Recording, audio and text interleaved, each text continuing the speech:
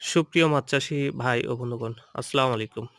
আজকের বিষয় পুকুরের টিডিএস নিয়ে। টিডিএসটা আসলে কি?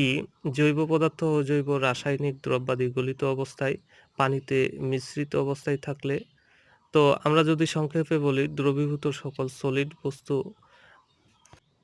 আমরা টিডিএস হিসেবে গণ্য করি। টিডিএস সাধারণত পিপিএম দ্বারা প্রকাশ করা হয়।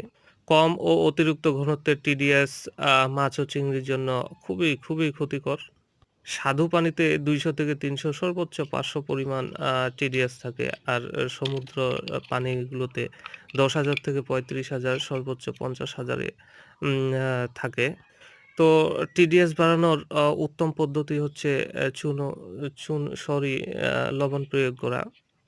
আয়োডিন মুক্ত লবণ প্রয়োগ করলে টিডিএস বেড়ে যাবে। তো আমরা যারা মাছ চাষ করি অবশ্যই যেগুলো টিডিএস কম যেগুলো পানিতে ওইগুলোতে কি মাছ চাষ করতে হয়। আর যেগুলো লবণাক্ত পানির মাছ স্বাদু পানিতে এনে চাষ করলে আমরা ক্ষতিগ্রস্ত হব।